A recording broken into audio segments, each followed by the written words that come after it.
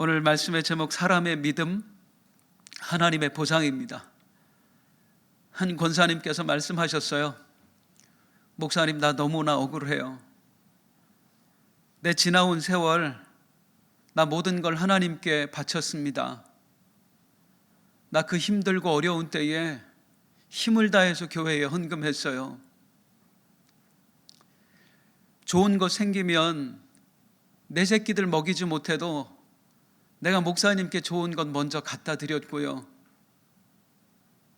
전도회, 신방회, 기도회에 또 사명 감당하느라 우리 아이들 돌보지 못하며 그렇게 살았어요. 그런데 목사님, 나 지금 집 한 칸도 없어요. 나도 힘들게 사는데 내 자식마저 힘들게 살고 있어요. 아니, 나는 그렇다 치고 자식에겐 복을 주셔야 되잖아요. 평생 내가 하나님 앞에서 헌신한 보상의 대가가 겨우 이런 겁니까? 목사님, 나 너무나 억울해요. 성도님들 어떠십니까? 이게 다른 사람의 이야기로 들리십니까? 아니면 나 자신의 이야기로 들려집니까? 사실 우리 주변에서 많이 들을 수 있는 이야기인 것 같아요. 물론 이런 이야기만 있는 것은 아닙니다. 간증의 소리도 많이 들려요.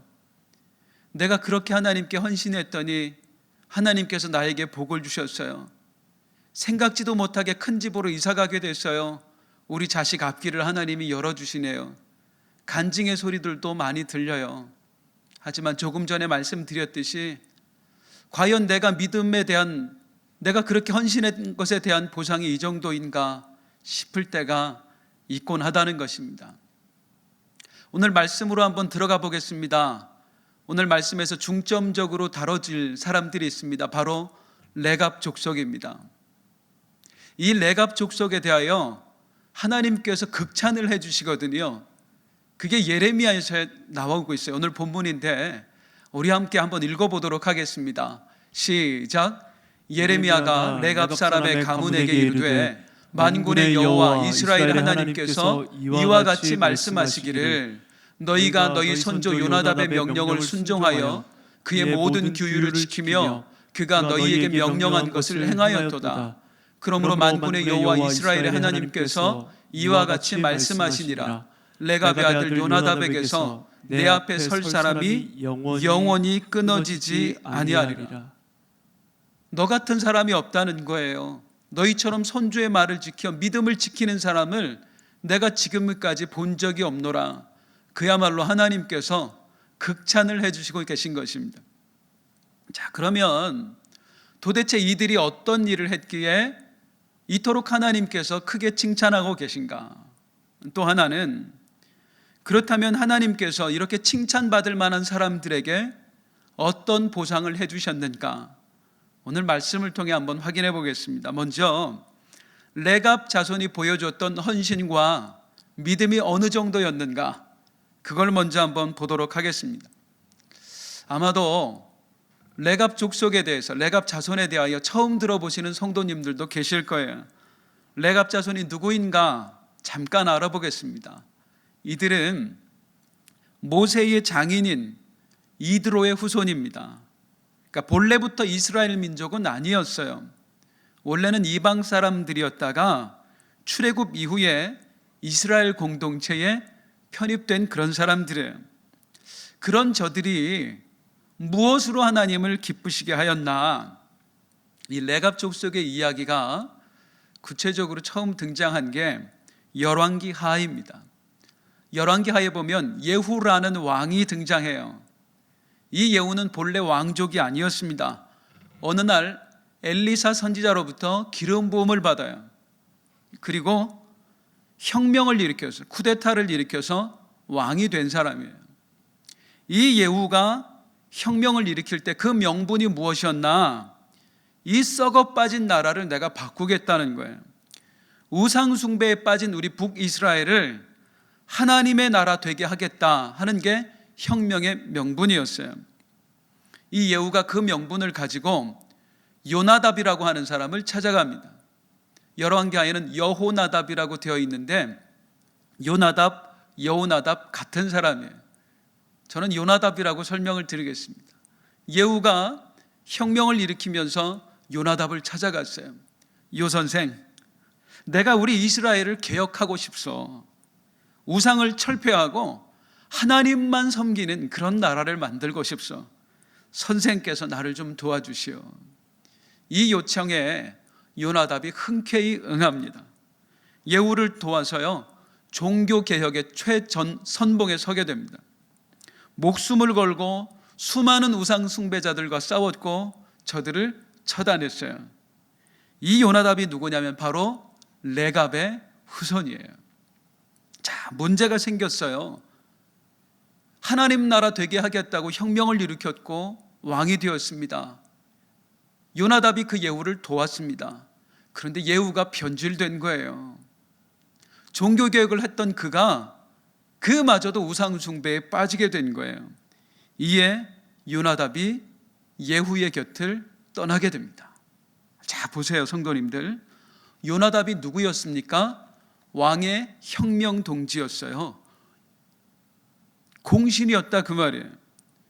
그 공신이 왕의 곁에 그냥 머물러 있기만 하면 요나답은 온갖 부와 명예를 누리며 살 수 있었어요. 그런데 요나답은 이 모든 걸 포기합니다. 그리고 왕의 곁을 떠나서 제야에 파묻혀 사는 거예요. 왜요? 오직 하나님만 섬기기 위해서. 하나님만 섬기고 싶어서 자기가 누릴 수 있는 모든 걸 다 포기한 거예요. 그 요나답이 자식들을 불러 모읍니다. 그리고 자기 자식들에게 한 가지 당부를 해요. 그 기록이 예레미야 35장에 나옵니다. 요나답이 어떤 당부를 했는가 보니까 요나답이 명령하여 이르기를 자식들에게 너희와 너희 자손은, 얘들아, 아들아, 딸아, 그리고 너희 후손은 영원히 포도주를 마시지 마라. 집도 짓지 마라. 파종도 하지 마라.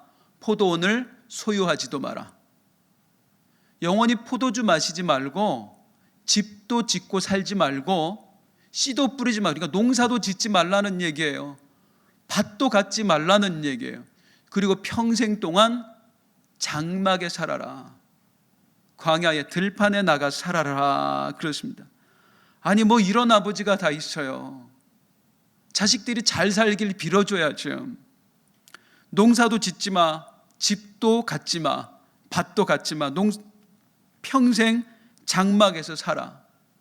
도대체 왜 이런 이상한 명령을 내렸을까요? 사실 성경에는 그 이유에 대하여 구체적인 내용은 나오질 않습니다. 그런데 여러 가지 상황을 유추해 보면 이런 결론을 내릴 수가 있어요. 요나답이 어떤 일을 했다고요? 종교개혁이에요. 우상을 철폐한 사람이에요. 목숨 걸고 우상숭배자와 싸웠던 사람이에요. 우상숭배가 하기 싫어서 자기 모든 걸 내려놓고 제야에 파묻혀 살았던 사람이에요. 그런 그가 내 자식들을 보며 가장 염려한 게 무엇이었을까요? 내 자식만큼은, 내 사랑하는 아들, 딸, 손주들만큼은 우상숭배에 빠지면 안 되는데 였습니다. 요나답은 종교개혁 전문가였거든요. 사람들을 관찰했어요. 그들이 왜 우상숭배에 빠지는지를 캐치해냈어요. 우상숭배에 빠진 사람들을 보니까 크게 두 가지 욕망에 사로잡히는 겁니다. 하나는 쾌락이고 또 하나는 풍요예요. 풍요. 더 잘 살고 싶어서 풍요의 신 바알 앞으로 찾아가는 거예요. 쾌락. 더 누리고 싶어서, 더 즐기고 싶어서 쾌락의 신 아세라를 섬기는 거예요. 이 결론 앞에서 요나단이 결정을 내리는 겁니다. 나나 내 자식들이나 평생 하나님 곁에서 떠나지 않으려면 풍요와 쾌락에서 동떨어진 삶을 살아야 되겠구나. 그러지 않으면 내 믿음을 지킬 수 없겠구나. 우리 자식들의 믿음을 지킬 수 없겠구나. 그래서 자식들에게 극단적인 명령을 내리게 됩니다. 얘들아, 영원히 포도주를 마시지 마라. 영원히 쾌락을 멀리하라는 거예요. 즐기며 살지 말라는 거예요. 또 집도 짓지 마라. 농사도 짓지 마라. 밭도 가지지 마라. 평생 장막에서 살아라. 풍요를 거절하며 살라. 그거예요. 힘들겠지만 너희가 그렇게 쾌락을 거절하고 풍요를 거절하고 살면 너희 믿음을 지킬 수 있을 것이다. 이게 요나답이 자식들에게 내린 명령이었어요. 사실 이건 지키기 쉬운 명령이 절대로 아니었습니다. 집도 없이 살라니요, 밭도 가지지 말라니요, 농사도 짓지 말라니요, 장막에서 살라니요. 그러면 이스라엘에서 선택할 수 있는 직업은 딱 하나밖에 없었어요. 목동이에요. 들판에서 텐트를 치고 양을 치면서 살아가는 거예요.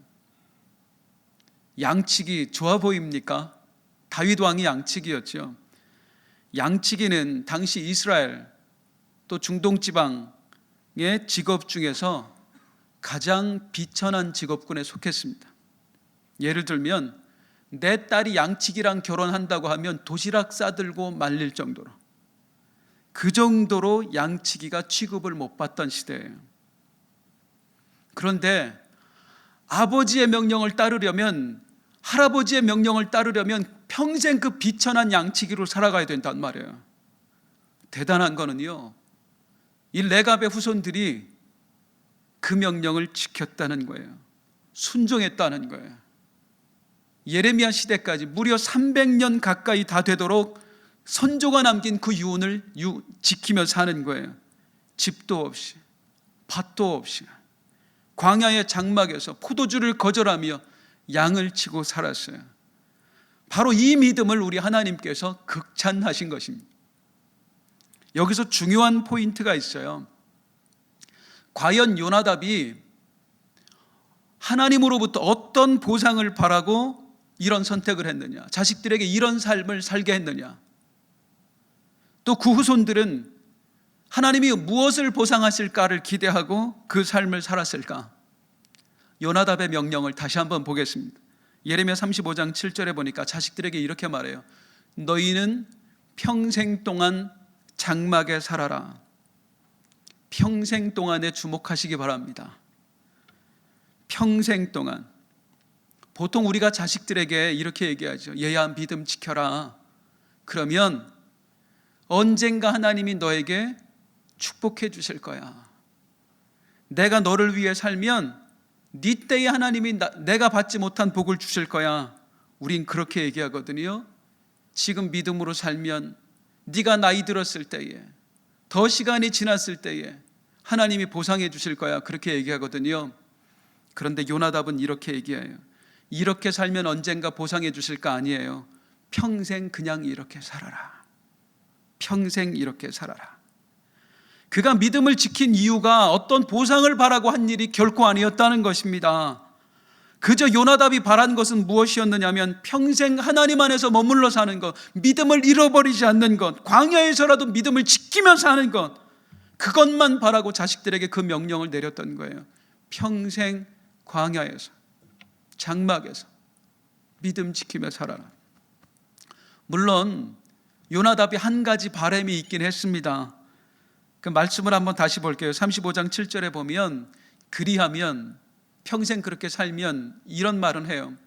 너희가 머물러 사는 땅에서 너희 생명이 길리라. 이걸 잘못 오해하면 너희 생명이 길리라 하는 말을, 그러면 네가 이 땅에서 장수하게 될 거야, 오래 살게 될 거야, 하나님이 장수의 복을 주실 거야, 그런 말로 오해하기 쉬운데요, 이것은 그 말이 아닙니다. 이 땅에서 너희 생명이 길리라, 성경에 자주 나오는 이 표현이 어떤 표현이냐면요, 여기서 말하는 이 땅은 가나안 땅을 말해요. 가나안 땅이 영적으로 약속의 땅입니다. 영적인 의미로 이 땅이라는 표현은 항상 어떤 의미를 가지냐면 하나님의 언약이 머무는 곳, 하나님의 약속이 있는 곳, 그게 이 땅이에요. 그러니까 즉 요나답이 자식들에게 믿음을 지키며 살아, 거절하며 살아, 그러면 너희가 이 땅에서 너희의 생명이 길 거야 라는 말은, 너희가 믿음 지키며 살면 이 약속의 땅에 영원히 거하게 될 거야. 영원히 너희가 하나님 언약 안에 머물게 될 거야. 다시 정리합니다. 너희가 믿음으로 살면 너희는 영원히 하나님 언약 안에 머무는 사람이 될 수 있을 거야. 그러니까 평생 거절하며 믿음으로 살아. 이 바람에, 이 요나답의 외침에 인간적인 보상을 말하는 마음이 단 한 톨이나 있느냐 그 말이에요. 요나답이 하나님께 바랐던 보상은요, 오직 내 믿음 지키는 거였어요. 하나님, 내가 믿음만 지키게 하여 주옵소서. 그리하여 하나님의 언약 안에 평생 머물러 살게 하여 주옵소서. 이 언약에서 벗어나지 않는 자가 되게 하여 주시옵소서. 그게 요나답이 유일하게 하나님께 바랐던 보상입니다. 그리고 후손들마저 그것만 바라고 살았어요. 모든 것을 거절하고. 자, 그렇다면 이런 믿음의 사람들에게 하나님께서 정말로 아무런 보상도 안 해주셨는가? 이제 이 믿음에 하나님께서 더해 주신 보상을 한번 알아보도록 하겠습니다. 하나님의 보상입니다. 하나님께서 저 믿음의 사람들에게 해주셨던 보상, 첫 번째는 뭐냐면요, 인정입니다. 인정이요. 하나님께서 인정해 주시는 거예요. 그 믿음을. 얼마나 하나님이 저들을 이쁘게 보셨던지 예레미야를 통해 극찬을 하시잖아요. 너희와 같은 사람들이 어디 있는가? 너희와 같은 사람. 우리 사람들이 가진 욕구 중에 최상위를 차지하는 욕구가 바로 인정의 욕구입니다. 그런 말 있죠. 칭찬은 고래도 춤추게 한다. 한 아이를 놀리려고 어른들이 장난을 쳤어요. 아이고, 우리 호승이는 물도 잘 먹네. 그랬어요. 그게 좋아서 물을 한 컵 먹으니까 아이고 잘 먹네. 진짜 잘 먹네. 얘가 칭찬이 좋아서 물을 또 마셨어요. 또 마셨어요. 그러다가 한 주전자를 다 마셨대요. 우리 외삼촌 어렸을 때 이야기예요.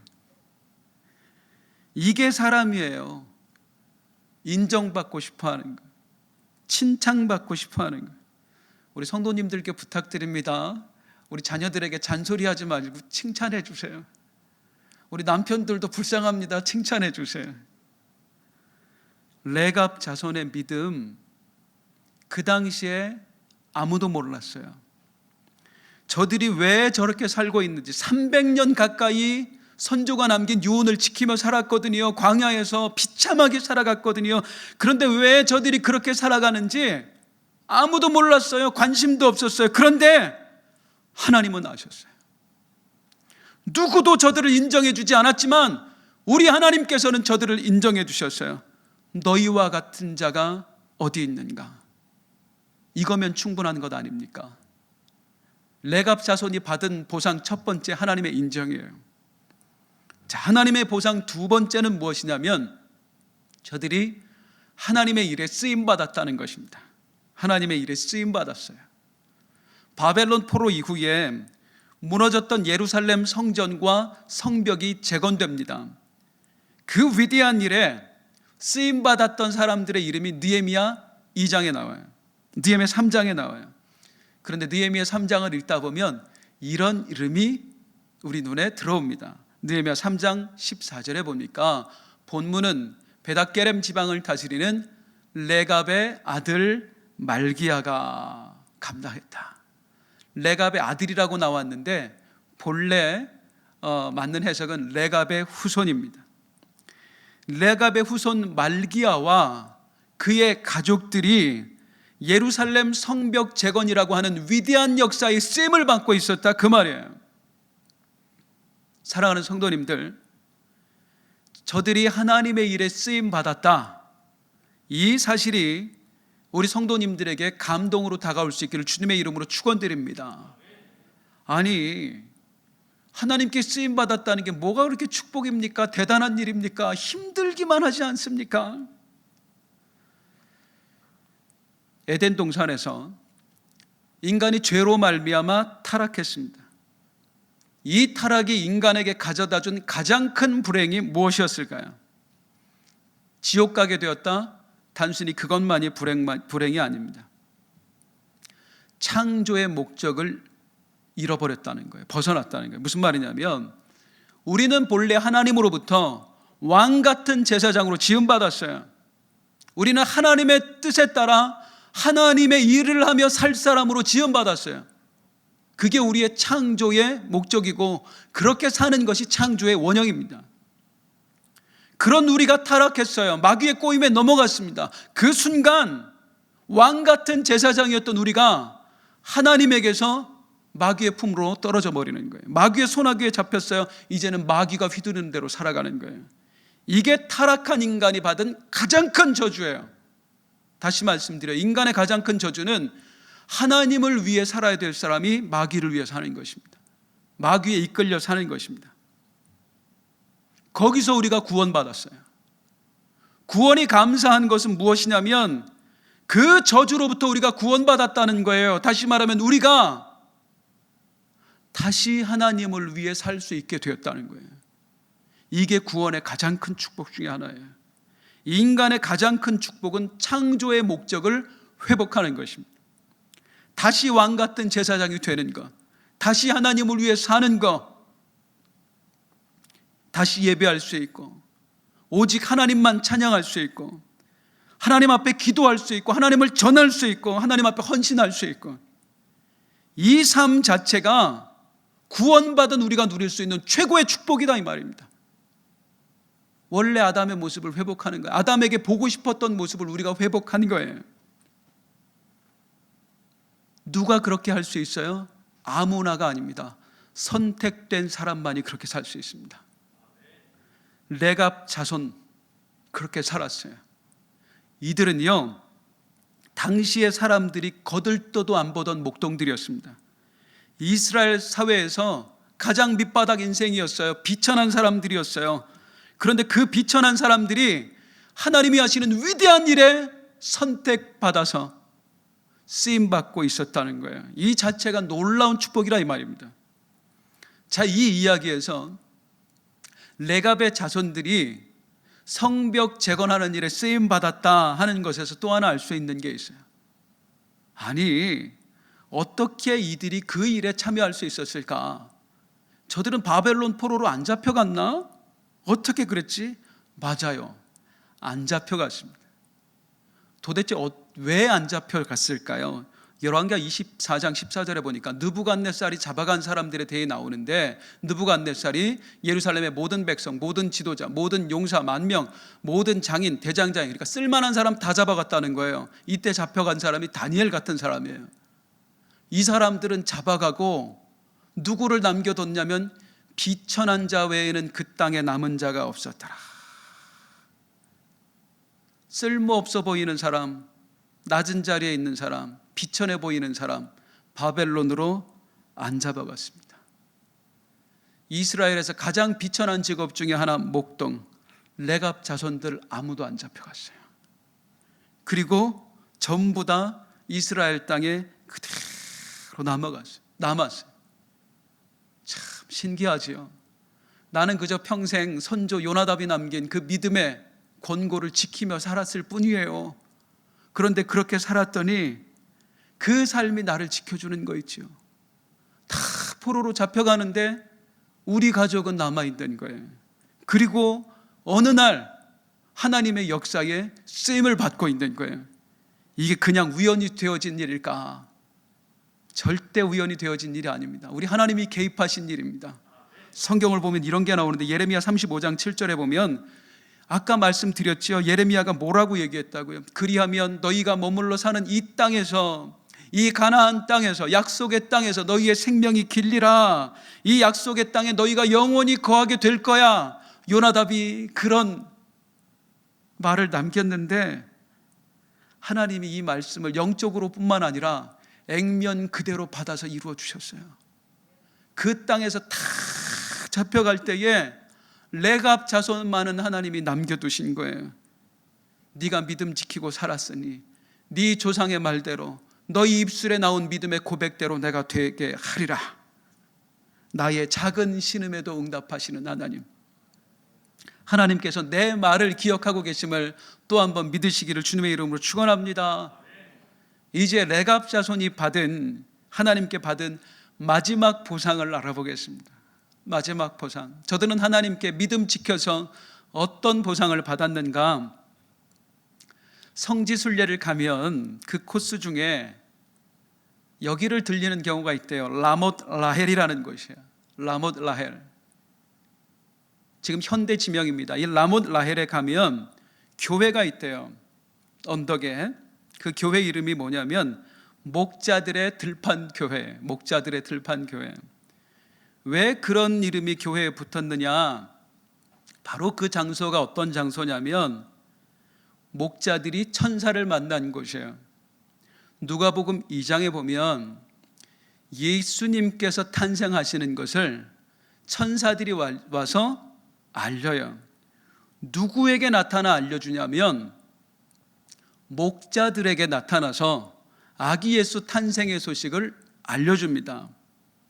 궁금하지 않으셨어요, 성도님들? 세상에 많고 많은 사람들이 있는데 왜 하필 목자들이었을까? 자, 그 목자들을 만난 곳이 어디냐면 라못 라헬이래요. 라못 라헬. 예루살렘과 예수님이 태어나신 베들레헴 사이에 있는 곳이에요. 이 라못 라헬의 성경 지명이 뭐냐면 바로 베닥게렘입니다. 어디서 들어봤지요? 베닥게렘. 조금 전에 읽었었거든요. 느헤미야 13장을 다시 보겠습니다. 느헤미야 13장 14절에 보니까 베닥게렘 지방을 다스리는 레갑의 아들 말기야가 그랬어요. 무슨 말이냐면 요나답이 명령을 내렸지요. 너희는 평생 집도 가지지 말고 농사도 짓지 말고 장막을 치며 살아라.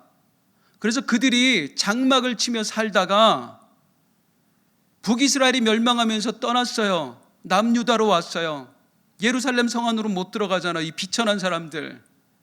그래서 이들이 머물러 살던 곳이, 그 들판이 양을 치며 살았던 곳이 바로 베닥게렘.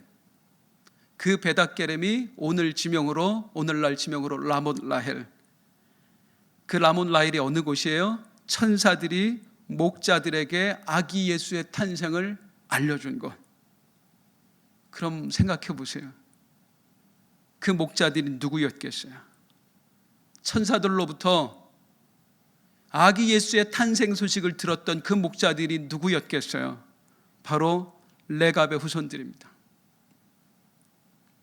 베닥게렘을 다스리던 사람, 베닥게렘에 살고 있는 사람은 레갑의 후손들 말고는 없었거든요. 왜 천사가 예수 탄생이라고는 그 놀라운 소식을 세상에 수많은 사람이 있는데 불구하고 목자들에게 알려주셨을까? 평범한 목자가 아니었던 거예요. 바로 레갑의 후손들이었던 거예요. 그들은 어떤 사람들이었습니까? 평생 자기 집도 없이, 자기 밭도 없이 들판에서 장막을 치며 살았어요. 텐트 속에서요. 입에 풀칠은 하고 살아야 됐기 때문에 양을 치며 살았어요. 혁명을 완수한 귀족 집안에서 하루아침에 이스라엘에서 가장 비천한 집안으로 나락으로 떨어졌다 이 말입니다. 그래도 믿음 하나 지키겠다고 다 거절하고 다 포기하고 하나님만 보고 살았어요. 오직 하나 바랬을 뿐이에요. 이 약속의 땅에, 하나님의 언약의 땅에 영원히 거하게만 하여 주옵소서. 하나님의 약속만 바라보며 살았어요. 막연하게나마. 그렇게 200년, 300년을 넘게 살았고 아기 예수 탄생 때까지 요나답의 명령 이후 800년을 넘게 살았습니다. 그들의 믿음 어느 누구도 알아주지 않았어요. 삶은 변화된 게 없습니다. 여전히 힘들고 여전히 고달프고 여전히 사람들에게 비천하다 손가락질 받고 이 세월이 800년이에요. 그러던 어느 날, 그날도 여느 때처럼 양을 치고 있었어요. 세상에 갑자기 하늘에서 천사가 내려와서 하는 말이, 보라, 내가 온 백성에게 미칠 큰 기쁨의 소식을 너희에게 전하노라. 오늘 다윗의 동네에 너희를 위하여 구주가 나셨으니 곧 그리스도 주시니라. 이 땅에 귀한 사람 얼마나 많아요. 아기 예수 탄생의 소식 누구에게 가장 먼저 알려야 될 것 같아요?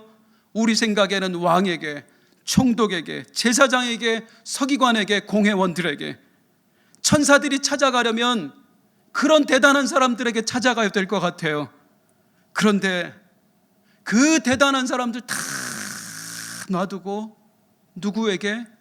너희에게, 가장 냄새나는 너희에게, 가장 더러운 너희에게, 가장 가난한 너희에게, 비천하기 그지없는 목동들에게, 바로 그들에게 우리 하나님은 구약 신약을 관통하는 언약에서 가장 중심이 되는 건 예수 그리스도의 탄생과 죽음이거든요. 그리고 부활. 하나님이 그토록 꿈꿔왔던 예수 그리스도의 탄생을 우리 하나님께서 그들에게 가장 먼저 알려주시는 거예요. 왜? 너희는 내 언약을 믿었으니까. 너희는 이 땅에서 가질 수 있는 거 다 포기하고 내 언약만 바라보고 살았으니까. 그런 너희야말로, 나 여호와가 볼 때 그런 너희야말로 아기 예수의 탄생을 세상에서 가장 기뻐할 사람들이니까. 우리가 좋은 일이 있을 때 누구에게 먼저 알려줘요? 누구에게? 제일 기뻐할 사람, 내가 잘된 거 가장 기뻐할 사람, 우리 아빠, 우리 엄마, 내 자식들, 담임 목사님. 하나님 보시기에 내가 너희를 위해 이 땅에 구주를 내보낸다 할 때 하나님 보시기에 그 소식에 가장 기뻐할 사람들이 바로 레갑 자손들이었던 거야. 왜? 800년 동안 그들은 그 언약을 기다리며 살았으니까. 세상에 이거보다 더 큰 보상이 어딨느냐? 이거보다. 사랑하는 성도님들, 과연 우리가 하늘에 가면 그 하늘에서는 누가 큰 사람일까요? 세상에서 비천하다고 여겨졌던 레갑의 자손들, 그들이 하늘에서도 비천하게 여겨질까요? 하늘에서 가장 큰 사람은 하늘의 주인이신 하나님께 인정받는 사람 아니겠습니까? 요나답과 레갑의 후손들은 믿음의 선택을 하면서도요, 자신들이 누릴 수 있는 모든 특권을 포기하면서도요, 이 땅에서 보상받기를 바라지 않았어요. 이 땅에서는 거절하고만 살았어요. 우리는 하나님 언약 안에 머물러 살기만 하면 됩니다. 영원히 평생 하나님만 떠나지 않으면 됩니다. 그랬더니 하나님이 그들을 누구보다도 기뻐하셨고, 누구보다도 귀히 여겨주셨고, 누구보다도 그들의 믿음을 인정해 주셨대요. 과연 우리의 남은 인생 무엇을 바라며 살아야겠습니까? 함께 찬송하고 싶습니다. 당신의 그 섬김이 천국에서 해같이 빛나리. 믿음으로 함께 부르겠습니다.